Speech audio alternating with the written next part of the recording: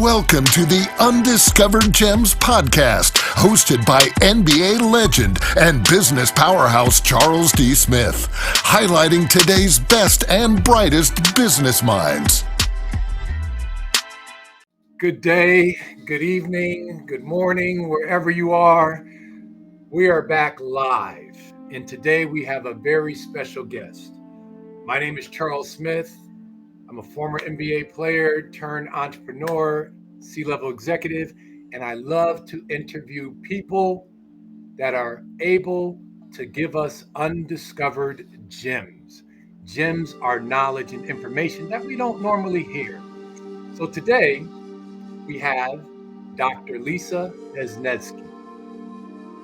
Dr. Nezneski is a leading authority in the field of integrative medicine, bringing the benefits of traditional medicine, meditation, and the alternative modalities in a well-rounded approach to health and healing.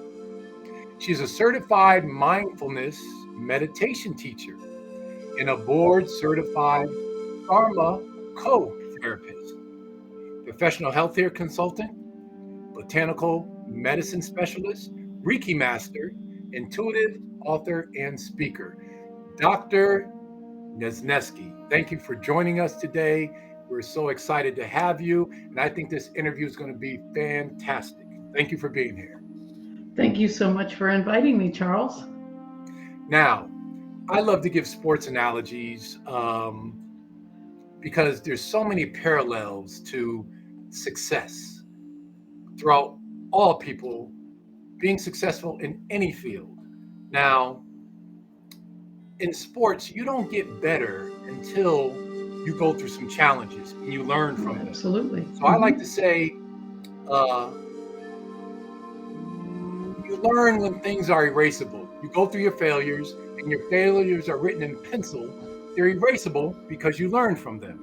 Now, reading your background, you've had a lot of challenges in your life. We're going to get into why you're so unique and special, but we're going to start out letting the audience know what are some of those challenges you went through, and then we're going to find out what those challenges did to you. Oh, sure. A few years back when I was a hospital administrator, I woke up in the middle of the night with chest pain. And I'm of the age that chest pain in women is not something you just ignore. You should get it looked at. So I went to the University of Pittsburgh Medical Center, and I was in the emergency room. I was hooked up to all the monitors, and I noticed that when my heart rate started to drop. Now, I'm normally in the 50s, which is my resting heart rate, which is pretty good for someone my age. But as that chest pain was squeezing, it dropped from 50 down into the 40s, down into the 30s, 32, 30, 28. And I looked up and I said, watch the monitor. And the heads turned towards the monitor, not seeing that it was my heart rate because my blood pressure was normal, my oxygenation was normal. And I said, watch my heart rate. And when it hit 28, I took a deep breath and blew it out, and it started to come back. But I looked over at my significant other and I said, this could be it. I could be checking out. Tell the kids I love them. And, I don't want to miss my life. And that started me questioning everything. And the first book I started to write is 7 Mindful Questions. It was the second book I published. But the 7 Mindful Questions is the technique that I use to question absolutely everything in my life. And I continue to use it on a daily basis to make sure that I am really focused on what's important. That's a tough situation to be in, and you know that your heart is dropping. That's tough. So out of that, you've started questioning everything in your life. And from that, you've come up with 7 mindful questions? Yes, the 7 mindful questions start with, what am I doing? So you're aware of what's happening right there in the moment. And the next question is, why am I doing it? With gentle curiosity, not critical of yourself, but why am I doing this? Mm. And that's the big because. What's the reason behind it? And the next question is, why do I care about this? Where does that fit into my life? The fourth is pause and breathe. And then what else should I be doing? Now, this should is something that's reflective of those most important areas of your life.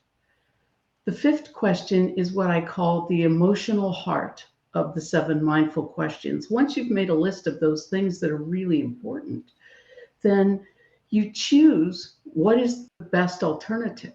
So you choose what is essential at that point. Mm-hmm. You choose. And in that choice, you're checking in with yourself as to, is this really important? Does this really matter? Question number 6 is, what can I do better? And that's the change agent. So as you're working through the 7 questions, the change agent about what can you do better, you start to think about all those mistakes you made. And you have to give yourself a little bit of grace over those. And when the time is right, you will make a better choice. Question number 7, what's the best alternative? So I came up with a mnemonic that you can remember the 7 mindful questions. So you're aware because you care, pause and breathe, and then back the other way, choose the better alternative. So it's ABC, pause and breathe, CBA. So it's the ABCs of mindfulness. Awesome. Awesome. And like I said, being a former professional athlete, I resonate with each one that you've mentioned in so many different ways. One thing that you said that stood out to me when you said you have to give yourself some grace. We as human beings all have a tendency to beat ourselves up when we fail or when we let others down. And a lot of times there's other extenuating circumstances that have led to that. And Exactly. but we take the full responsibility and you want to do better and you want to find a way to do better. So giving yourself grace, you need, everyone needs to do that. And it's hard to do. It's hard to do. So I'm glad you said that. I'm glad you said that. So I use those questions every single day in just planning out what I'm doing for the day. Right. So, Sorry. Oh, no problem. No problem. I always like to understand from, experts such as yourself, when you talk about doing better, what's the next thing? And you don't beat yourself up. You give yourself grace. What makes you thrive to be the best? How do you go from being good to being great? You have your 7 mindful steps that you do, but what pushes you? How are you self-motivated? What drives you to be great? Well, I think what drives me to be great is like in the musical Hamilton. He was never satisfied. That's one of the great lines out of the musical is that Alexander Hamilton was never satisfied. He wrote like he was running out of time is another great line from that. And now that I'm in my 60s, I start to think about what legacy do I want to leave for my family? As they were growing up and we were having those difficulties, I want them to know that no matter what you experience in life, you can frame it in a way that pushes you to become better. If you use those, quote, failures to be more aware, more circumspect, more understanding of of the way that you work and the way that you want to succeed, using those as, I don't want to go back to that again. I want to leave that behind me. I don't want to make those mistakes again. And that's incrementally how you do improve and become better and do become great. So it's Right. not an instant process, it's incremental. Right. You've played a role in alternative medicine, and it is incremental, based on what you said. But your role in alternative medicine has taken you in different areas of knowledge.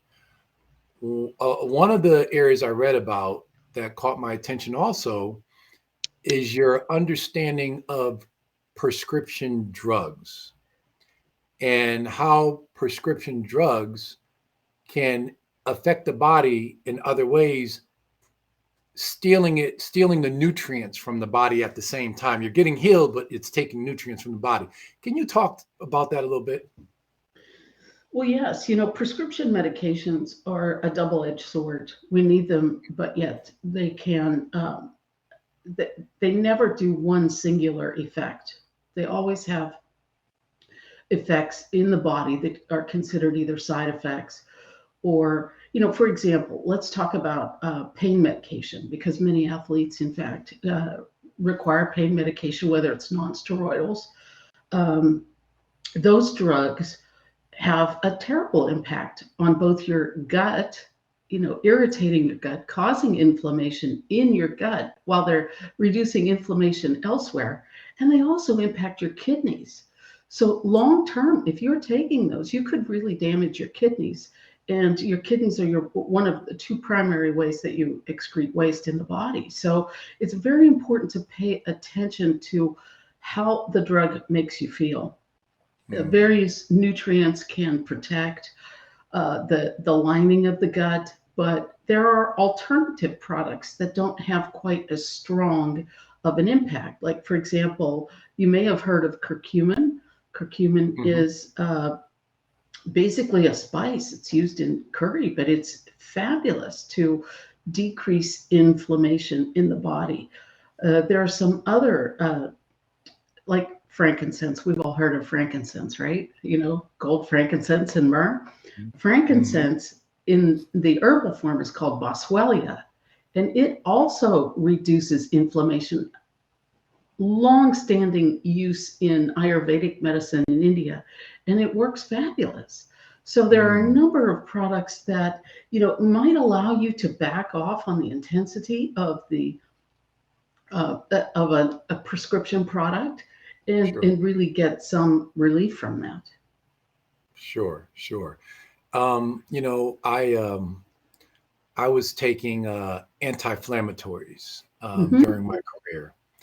Down the stretch, my knees would swell up, and I would, take these 800 milligrams maybe twice a day, not realizing I was overdoing it, just taking what was given to me, to the point where it did impact my kidney. You mentioned that. And I didn't realize the side effect. I ended up having blood in my urine and healed it and did the process of healing, so to speak, my kidney. So I understand how it is a double-edged sword. I didn't have any inflammation in my knees, but at the same time, I'm impacting my kidneys. So I get that. You also talk about you're a pharmacotherapist. I'd never heard of it before. What is that? So the board certification exam that you take as the highest clinical exam that you could take in pharmacy is called the pharmacotherapy exam. Oh, okay. And so when you pass that exam, you are a board certified pharmacotherapy specialist or a pharmacotherapist. So it's similar to any of the other boarding that other medical practitioners would go through, whether you're an anesthesiologist or gynecology or whatever. It's a similar type of exam to show that you have a higher level of knowledge in those areas. So when I was at the University of Pittsburgh, we had a class called pharmacognosy. I'm sorry. Yeah, hail to H2P. Pitt. We both went to Pittsburgh. I'm Hail to sorry. Pitt, yeah. So I had a class called pharmacognosy, which was plant-based medicine. And so that's really how I got into learning more as Dr. Andrew Weil put out his book that when he talked about herbal medicine, and people were just going to the general store finding information about those. And I thought, these are there are therapeutic properties, and there could potentially be side effects. So to combine them safely is really an important body of knowledge that I have, that I'm willing to share with folks, because as you're taking things, you want them to interact properly. You don't want to get yourself into more trouble. So, and both medications and supplements are expensive. So that is one of the areas that I do through my consultative work with people individually. Dr. Nezneski, I don't know whether it's my age, but what I see today is more people getting into all natural foods. They're getting away from processed foods. Everybody's looking at more herbs and less meat.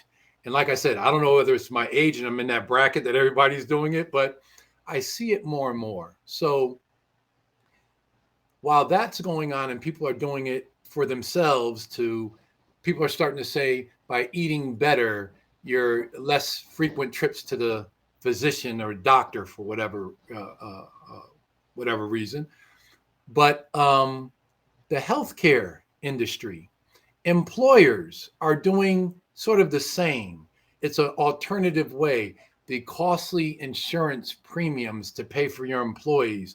Now they want to give stipends. They want to put training workout facilities in their buildings now. They want to give people credits to work out, and you turn it in, and all these different things. And I don't know, I think it might have stemmed from the tech world. You probably know better than I, but talk about that. What do you see what's happening in our country today with our employers when it comes to health insurance and alternative practices?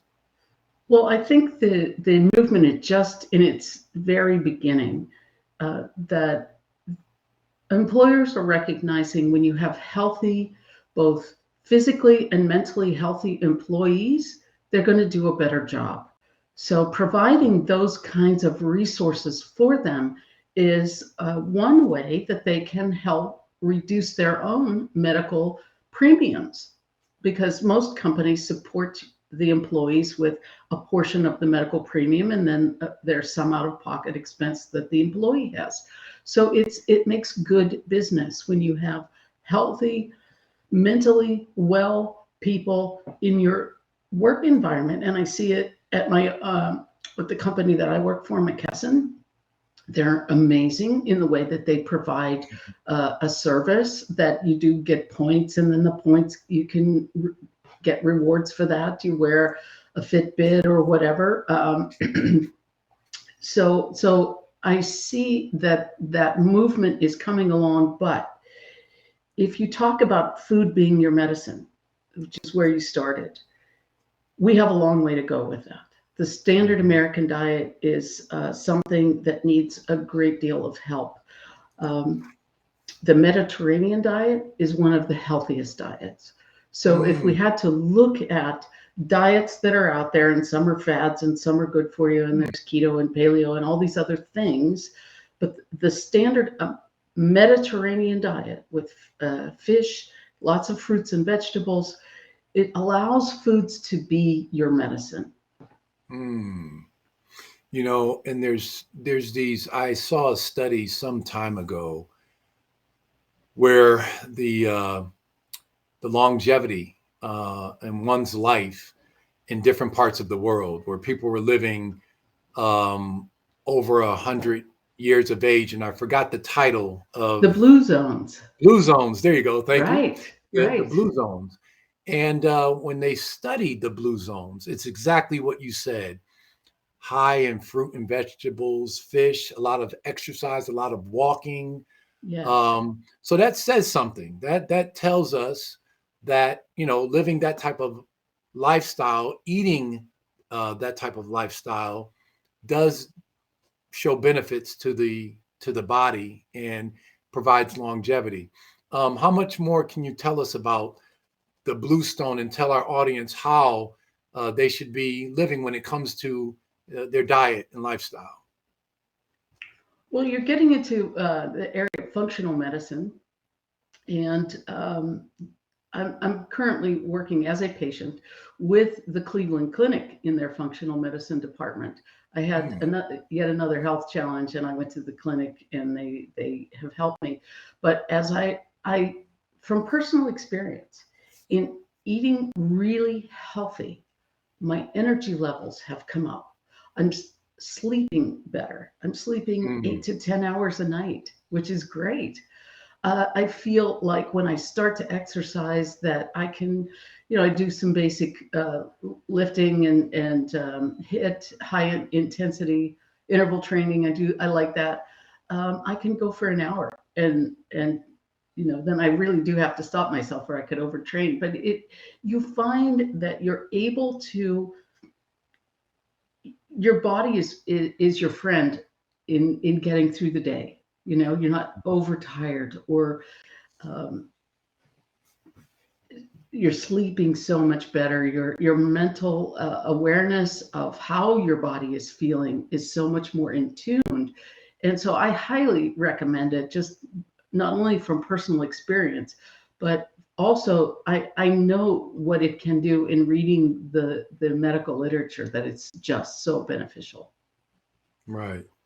Where does your mental toughness come from? I mean, I hear you That's a good say, question. yeah, I hear you say, every time you've said you've gone through something, it seems like you've come out of it and you've either got another degree, you increased your knowledge. It's like you absorb yourself into your situation, into your crisis, and you're learning from it, and you apply your own knowledge and you turn it into something else. That's mental toughness. Where's that come from? Well, I guess, I'm of Eastern European descent, and there was a great grandmother in the lore that the Russians took her cow. She went and walked the 4 miles and got the cow back to feed her 11 children. So maybe it's cultural, or it's I myself. I can be very much my hardest enemy, my worst enemy, because I'm very critical about what I do, and if I don't live up to my own standards. And so my mental toughness, I guess, comes from a background where I needed to adapt quickly as a child. My mother had a mental illness, which was hard to grow up with. And so I had to adapt then and there, and learned a lot of skills about how to depend on myself at an early age. But moving on, it was, I've got this insatiable determination, and that's why I resonate with Alexander Hamilton so much, is that I want to continue to provide help to people. I have a specialized body of knowledge. I love working with people, and each step along the way was something where I learned something more about myself and the way that I want to live my life. So, I'm not a giver upper. I had opportunities to give up, but I came through those. And I had 2 sons, and now I have 2 granddaughters and a grandson. And the granddaughters especially, I want to be a role model for them on what it's like to be a professional woman in the world and overcome anything that's thrown at you. Yeah, that's awesome. And you have so much experience and knowledge. And I can't even say in your field, because it's really multiple fields within medicine. What's your passion? What moves you the most about your knowledge and what you do?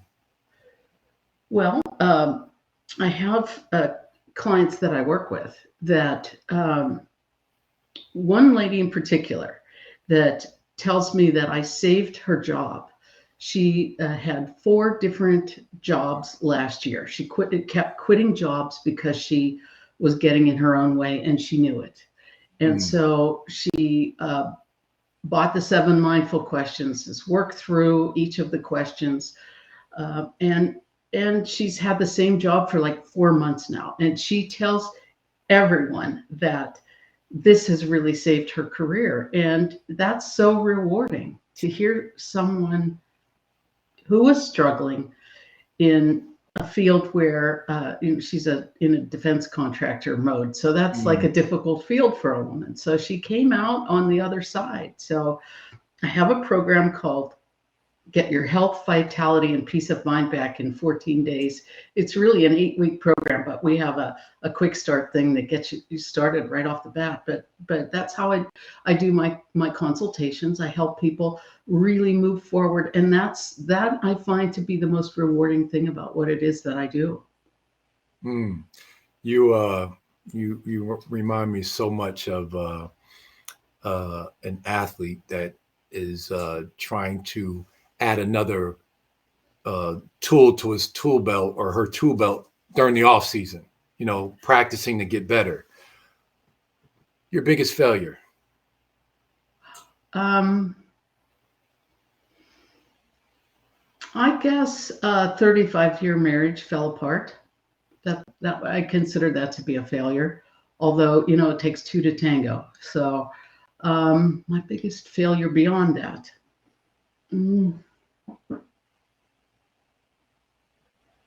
I think that I have learned to be much more compassionate in general and compassionate with myself.